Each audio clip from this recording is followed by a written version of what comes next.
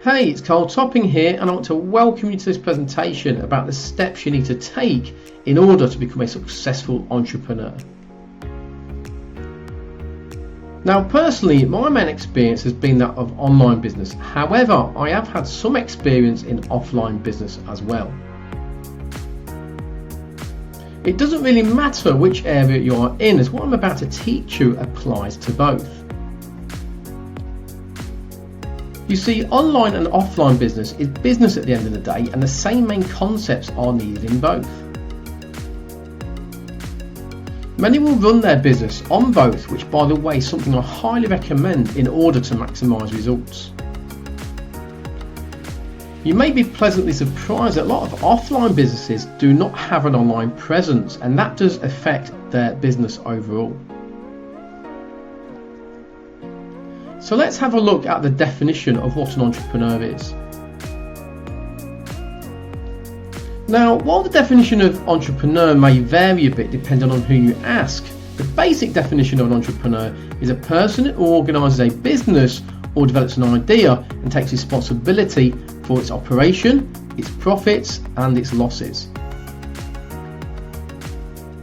So let's have a look at what an entrepreneur is in a bit more detail.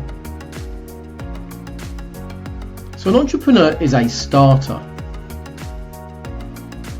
An entrepreneur likes to create something new, either an initiative, a business or a company. He or she is the beginning and sometimes the end of a venture project or activity. The entrepreneur might not be the person who actually comes up with the idea in the first place, but he or she is the one that decides to make the idea a reality. An entrepreneur is the driver. So the entrepreneur is the person in charge, the leader and the person to look to for leadership. He or she is the one that pushes forward, inspires a team to follow. The entrepreneur is the one that sits in the driver's seat and has the ability to make changes or even stop the project or any other endeavour that they are doing. An entrepreneur is accountable and responsible. The entrepreneur is responsible for the destiny of its venture. This can be a startup company, a project or any other endeavour. The entrepreneur is the one that has the high stakes of the venture and needs to be empowered to fully direct the endeavour. So now we've looked at some of the characteristics and personalities of an entrepreneur, let's have a look at a few examples of the types of entrepreneurs that are out there. So we have the home-based entrepreneur, which is basically an entrepreneur who operates a small business out of their home. We have the online entrepreneur who operates business primarily on the internet and on the World Wide Web. We then move on to the mogul. An example of the mogul is Steve Jobs or Bill Gates, who started small businesses only to have the flourish into the multi-billion-dollar corporations. Very successful moguls indeed. We've got the inventors. These could be people, for example, like Thomas Edison. These are people who develop and patent an idea to profit from its usage and applications by others. Moving on to the serial entrepreneur. This is someone who starts a business, sells it and then starts another one, or one who starts or owns multiple businesses at the same time. Finally, let's have a look at the mind of an entrepreneur. Are they any different to anyone else? Many would argue that entrepreneurial drive is a trait that is acquired at birth, whilst others disagree and believe that anyone can become an entrepreneur if he or she is so inclined. Essentially, entrepreneurs are considered independent thinkers who dare to dream and believe that they have the ability to succeed. Self-confidence and determination are characteristics of nearly all successful entrepreneurs. The real drive of an entrepreneur. So being an entrepreneur has a lot to do with the passion and the drive that fuels his or her actions. This energy helps to overtake and surpass the different challenges and gives strength to continue pursuing goals. Anyone can be an entrepreneur or claim to be one, however, not all will succeed. Ultimately, it's all about the right mindset and attitude when taking on and following through with ventures. Okay, so moving on to the steps to entrepreneur success. I decided to put together the steps you need to take in any business in order to see success. Like I said earlier, these will apply to both online and offline businesses, and really what people should be doing is utilising both to maximise exposure and results. So this is the steps to entrepreneur success. Let's go to step 1. So step 1 is mindset. If you start your entrepreneurial journey with a mindset that you may fail, you are doomed. Having the right mindset is the foremost attribute required for every entrepreneur. Now, a great product or idea will not necessarily ensure success in business. It is with positive mindsets that these industry leaders build thriving companies. Even if your entrepreneurial venture is small with no limited operations, the most vital element for success is your mindset. So, still on mindset, let's look at fighting the fear. So, fight the fear. To be successful, you have to have courage. Much of being successful is about going beyond what you think you are capable of. Whether you fail or succeed, you will learn and you will grow. Believe in yourself. Attitude is everything. A negative attitude decreases success. A positive attitude, on the other hand, creates success. Without that belief in yourself, you'll lack a path to success. Choose good company. Whom you surround yourself with is amongst the most important choices you'll make as you progress within your business. Negativity is unfortunately a big problem, and this can affect you and your business progression. Self-chosen goals. Knowing and being clear about where you're heading in business is something that must come from within you. When your goals are chosen by you, you're more motivated to achieve them. Purpose and vision. A great technique for nurturing your vision and purpose is to make your goals visual. Some people use things such as vision boards, others opt in for things like treasure maps, and still others set goals identifying specific dates and times for their achievements.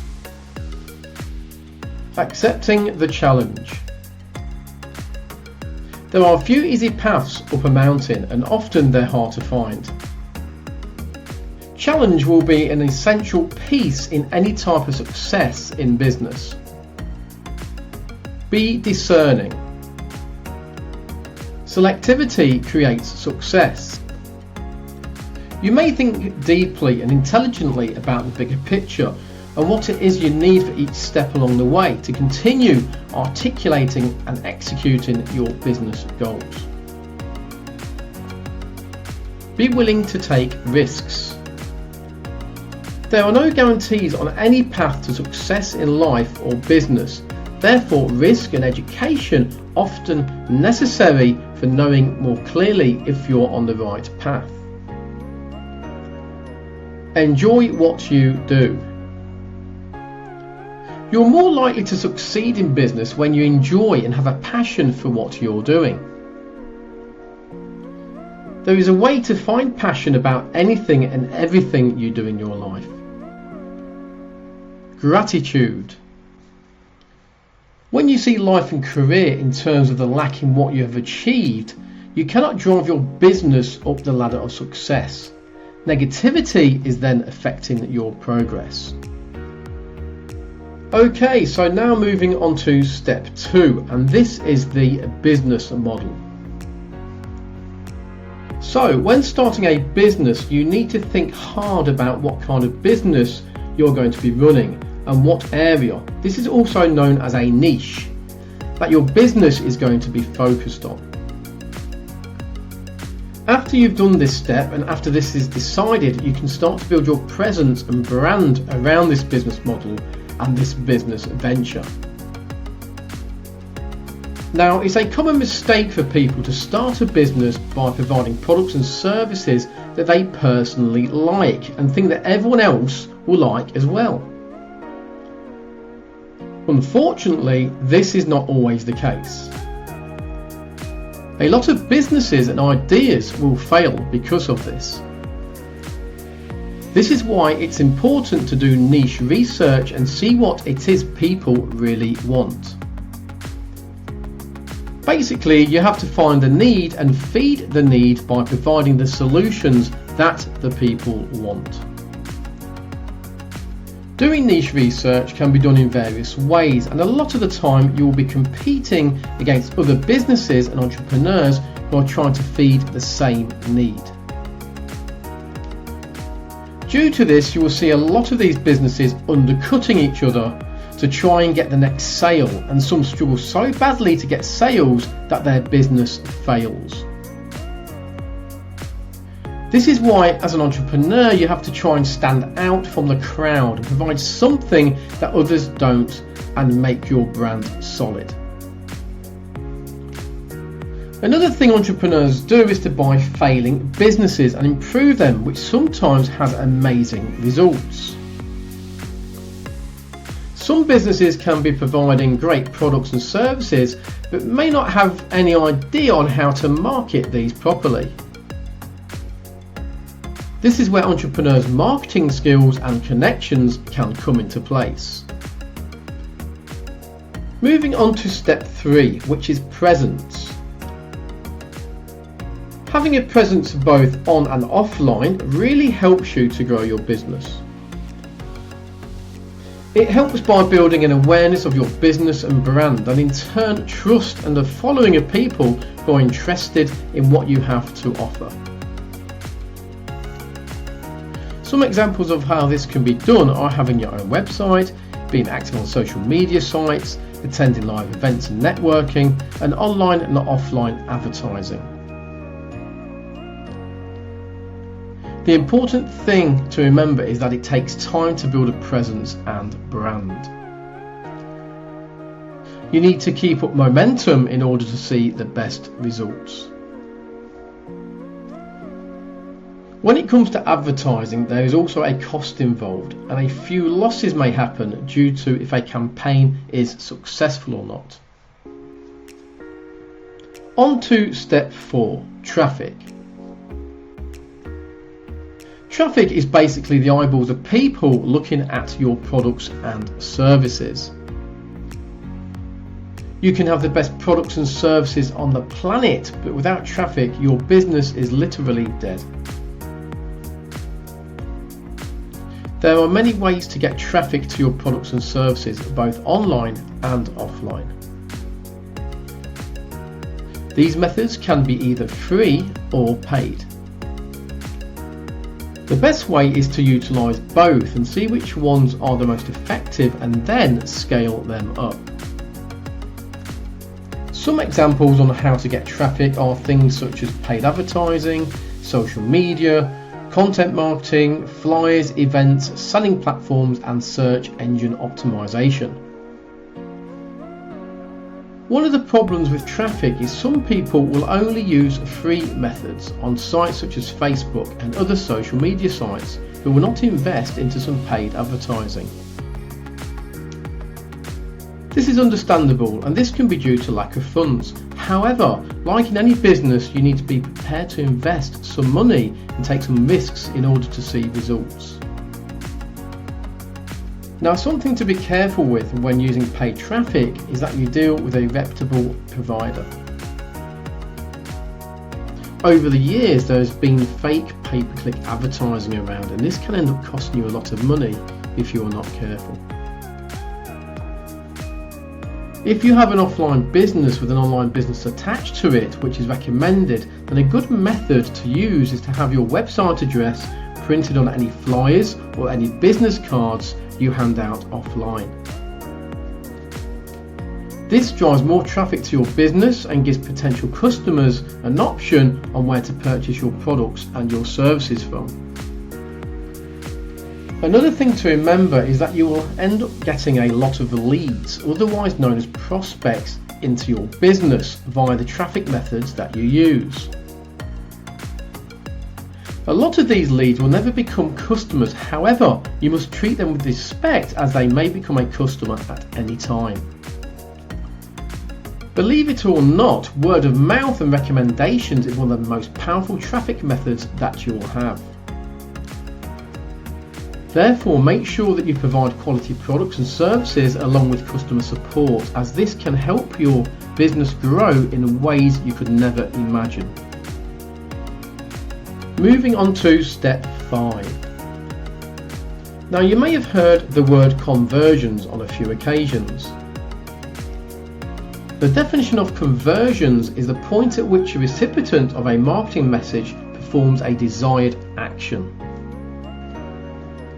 In other words, conversion is simply getting someone to respond to your call to action. Okay, so after you have driven traffic towards your products and services, you'll be able to track your conversions.